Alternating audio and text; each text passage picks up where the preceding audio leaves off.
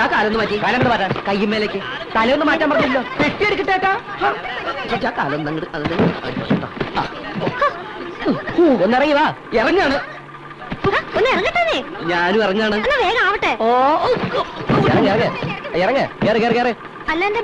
ഒന്നര റുപ്യ അല്ലേ എന്റെ ബാക്കി.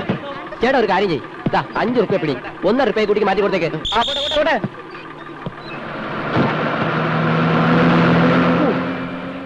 ഹലോ ഹലോ, എന്റെ പൈസ 1 റുപ്യ. ഓ അയ്യേ അയ്യേ സോറി. ചേഞ്ച് ഇല്ലല്ലോ. നമുക്ക് ആ കടയിൽ നിന്ന് മേടിക്കാം. ചേട്ടാ 5 റുപ്യക്ക് ചേഞ്ച് ഉണ്ടാവോ? ഉണ്ടാവില്ല. എന്തെങ്കിലും വാങ്ങിയാ ചില്ലറ കിട്ടും. എനിക്കൊന്നും വാങ്ങാനില്ല. എത്ര നേരം വെച്ചിട്ട് ഞാനിങ്ങനെ പിന്നാലെ നടക്കുക. ഇങ്ങോട്ട് തരൂ, ഞാൻ വാങ്ങിത്തരാൻ ചില്ലറ. ദാ ഒരു സിഗരറ്റ്. സിഗരറ്റോ? സിഗരറ്റേ ഏതായാലും മതി.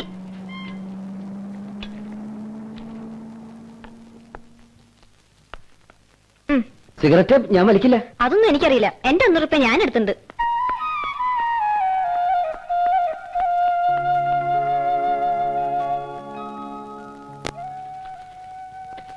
അതെ, ഇത് വച്ചിട്ട് ഇതിന്റെ പൈസ തിരിച്ചു തരുമോ?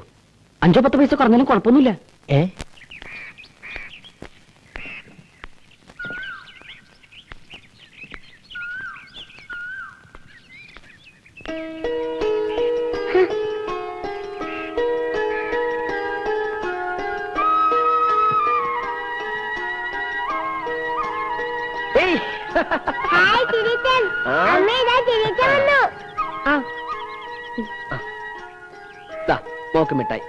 നീ ഇന്നലെ എത്തുമെന്ന് പറഞ്ഞിട്ട് കാണാണ്ടായപ്പോ ഫോൺ ചെയ്യണമെന്ന് പറഞ്ഞിട്ടാ സുഖമായിട്ട് ഓഫീസിലേക്ക് പോയത്.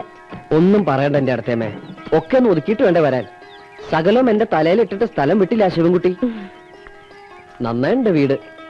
പാടത്തിന്റെ വക്കത്ത് നല്ല കാറ്റ് കിട്ടും. ഓ, പറയണ മാതിരി നീ ആദ്യം വരികയാണല്ലോ ഇങ്ങോട്ട്.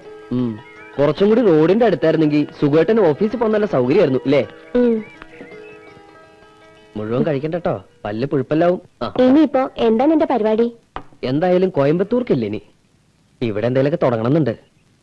ഏട്ടൻ എന്നോട് ദേഷ്യം ഉണ്ടാവൂല്ലേ? കാശ് കുറച്ച് കളഞ്ഞിട്ടുണ്ട് ഞാൻ, പാർട്ട്ണർഷിപ്പ് എന്നൊക്കെ പറഞ്ഞു. നിനക്കൊരു സ്ഥിര വരുമാനമുള്ള പണിയില്ലാന്ന് പറഞ്ഞേ ഏട്ടന് പരാതിയുള്ളൂ. ഇനി മര്യാദക്കാരനായി ഏട്ടന്റെ നല്ല അനിയനായി ഇവിടെ തന്നെ കൂടാൻ പോവാ ഞാൻ. ആ, എന്നാ ഏട്ടന് സന്തോഷാവും. ഭാരതി, ചിന്തുമോൾക്കൊന്നും വാങ്ങിയില്ല. അവളൊന്ന് പിണങ്ങും. ഗോപി എത്തിയിട്ടുണ്ട്. ആ, ഞാൻ അവിടുത്തെ നിന്റെ നമ്പറിൽ വിളിച്ചിരുന്നു. ഇങ്ങോട്ട് പോന്നു ഒരു തമിഴൻ പറഞ്ഞു. ഇന്നലെ പുറപ്പെടാൻ പറ്റിയില്ല. 1-2 ആൾക്കാരെ കാണാണ്ടായിരുന്നു. അവിടെ മതിയാക്കിയില്ലേ? കുവൈറ്റിലേക്ക് ഒരു വിസ തരപ്പെടുത്താന്ന് വർഗീസ് പറയുന്നുണ്ട്.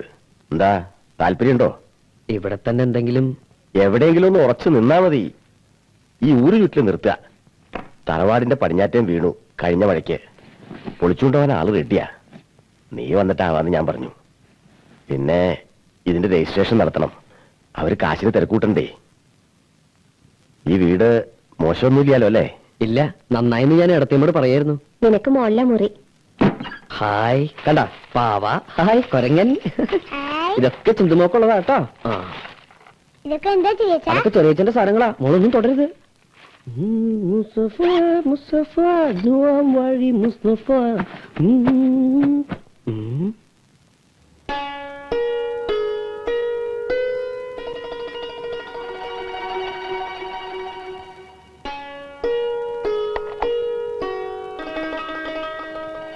ഇതെന്താ ചേച്ചാ? അത് ബൈനാക്കുൾ. മോളെ അങ്ങ് തന്നെ.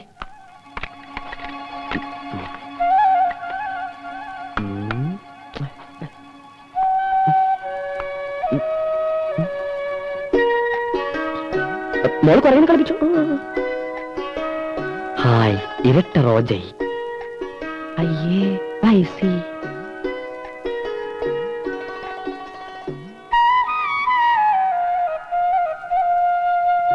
ചുവപ്പ് റോജൈ. അമ്മേ, ഇതാ ബസ്സിൽ കണ്ട പെണ്ണല്ലേ? ചില്ലറ പൈസ.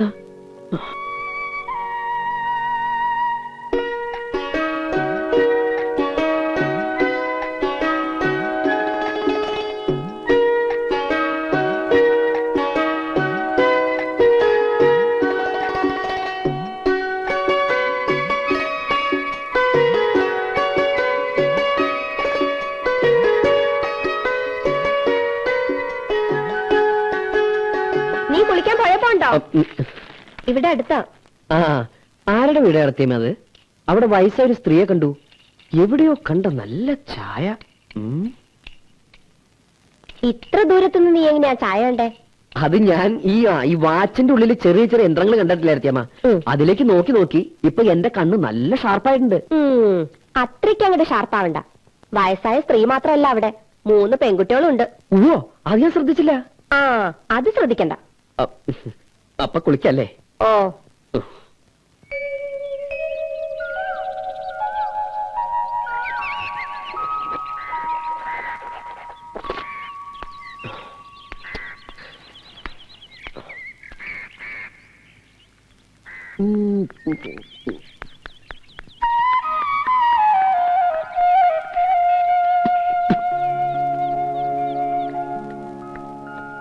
ഹലോ, ഞാൻ എന്താ ഇവിടെയാ. എന്റെ ഏട്ടനാ സുകുമാരൻ. തുണിക്കടയിലൊക്കെ ആയിരിക്കുമല്ലേ? അയൽക്കാരാവുമ്പോ ആരാ എന്താന്നൊക്കെ അറിഞ്ഞിരിക്കണം, നല്ലതല്ലേ? ഇടയ്ക്കിടയ്ക്ക് ഇങ്ങനെ തുമ്മാറുണ്ടല്ലേ? ഇന്നലെ സന്ധ്യക്കും കണ്ടു. അഞ്ജലി എന്നല്ല പേര്, നല്ല പേര്. ഞാൻ കോയമ്പത്തൂര് കൂട്ടുകാരന്റെ ഒപ്പം റിപ്പയർ കട നടത്തി നഷ്ടം വന്ന് കൂട്ടി. ഏട്ടന്റെ കുറെ കാശും കളഞ്ഞു. ഗോപി അതിന്റെ പേരാ? അതന്നെ ഞാൻ ഉദ്ദേശിച്ചത്. ഇനി ഇവിടൊക്കെ തന്നെ കാണും. ഏട്ടനും എടുത്ത് ഇങ്ങോട്ട് താമസം മാറ്റിയ പിന്നെ ഇതുവരെ വരികയുണ്ടായില്ല. ഇത്രയല്ലേ ഉള്ളൂ. ഒക്കെ ഭാരതീയച്ചി പറഞ്ഞു. ഞാൻ പോവുക, എന്റെ ബസ് പോവും.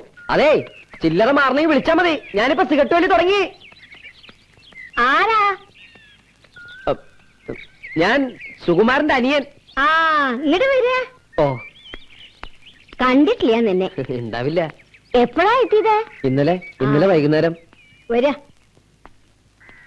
ഭരതമാഷ്ട അമ്മയല്ലേ? പരിചയം ഉണ്ടായിരുന്നോ ഭരതനെ? ഇല്ല, പരിചയപ്പെടണമെന്ന് മോഹം ഉണ്ടായിരുന്നു. മാഷ് ടൂണിട്ട പാട്ടുകളൊക്കെ എനിക്ക് വലിയ ഇഷ്ടാ. പാട്ട് മാത്രമേ ഉണ്ടായിരുന്നുള്ളൂ. ഇളയതാ അത്. ഇവിടത്തെ കാര്യങ്ങൾ നടക്കണമെങ്കിൽ അതും കൂടി കഷ്ടപ്പെടണം. വിധിയില്ലാത്ത കുട്ടികള് മരിച്ചിട്ടിപ്പോ ഒരു കൊല്ലാവണു. കുറച്ചു ദിവസം ഉണ്ടാവോ സുകുമാരന്റെ അനിയൻ നാട്ടില്? ഇനി പോണില്ല. ഈ ജോലി പോയോ? കടയായിരുന്നു. ഇനിയിപ്പോ ഇവിടെ തന്നെ എന്തെങ്കിലും തുടങ്ങണമെന്നുണ്ട്. ഹലോ, ഞാൻ ഗോപി. ഓ ഞാൻ ഗോപി, സുകുമാരന്റെ അനിയൻ. മുത്തശ്ശി എന്നെ വിളിച്ചു, ഞാൻ കൂടെ പോന്നു. അത് ഞാനല്ല, ഇച്ചേച്ചിയാ. സോറി. ഞാൻ ഗോപി.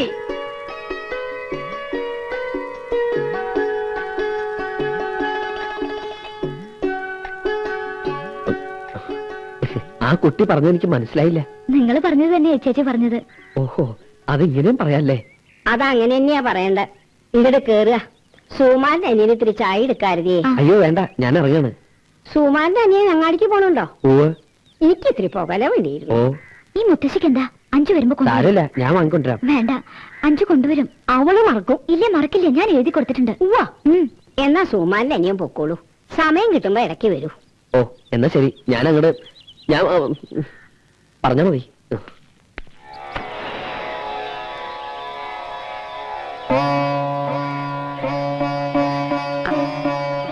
താനിന്ന് വൈകിയോ? വരണ വഴിക്ക് പോസ്റ്റ്മാനെ നോക്കിയിരുന്നു. ഇന്നത്തെ മെയിലുമില്ല. അപ്പൊ ആ ജോലിയുടെ പ്രതീക്ഷയും വേണ്ടാന്ന് ചുരുക്കം. തൃപ്പാട്ടൂരിനി ഒരു നേരം പൂജ മതിയെന്ന കമ്മിറ്റിയുടെ തീരുമാനം. വരുമാനം എത്രയ്ക്ക് ഇല്ലാണ്ടായിരിക്കണു. ആ ഗോപിയോ എത്തിയോ താൻ? ഇന്നലെ വൈകുന്നേരം. തന്റെ കത്ത് മിനിയാന്ന് കിട്ടി എനിക്ക്. കോളേജ് വിട്ടിട്ടും മുറയ്ക്ക് കട്ടർപാടുള്ള താനോട്ട് മാത്ര. ഓപ്പോൾ അറിയോ ഗോപിയെ? ഇവിടെ വന്നിട്ട് മുമ്പ് ഓർമ്മയുണ്ട്.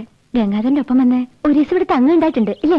ഉവ്വ്, അന്ന് തിരുമേനിയുടെ കവിതയും പാട്ടും കേട്ട് ആകെ ജഗ പുകയായിരുന്നു. ആ ഗോപി ഇരിക്കെ. ഗോപിക്ക് കുടിക്കാൻ എന്തോട് കാപ്പി എടുക്കാം. പാലുണ്ടാവില്ല. കവിത എഴുത്തൊക്കെ എങ്ങനെ? ഇടയ്ക്കുണ്ട്. ഈ ആഴ്ചത്തെ മാതൃഭൂമിയിലുണ്ടോന്ന്. കോയമ്പത്തൂർ വെച്ച് ഒരെണ്ണം വായിക്കണ്ടായി 1 മാസം മുമ്പ്. മുഴുവൻ അങ്ങോട്ട് മനസ്സിലായില്ലെങ്കിലും ഉള്ളിലൊരു പെടച്ചിലുണ്ടായി. ദുഃഖാണ് തിരുമേനിയുടെ മാസ്റ്റർ പീസ് അല്ലേ? ജീവിതത്തിൽ നിന്നല്ലേ നമ്മൾ ആശയങ്ങൾ എടുക്കുക ഗോപി. എന്നാലേ ആ ഭിക്ഷകവി ഉണ്ടല്ലോ ഉണ്ണി, തുറന്നങ്ങൾ പറയാലോ, ഒരു വസ്തുവും ഉള്ളില്ല. ചോലപ്പറമ്പിന്റെ കവിതകൾ വായിച്ചിട്ടുണ്ടോ താൻ? വായിക്കണം.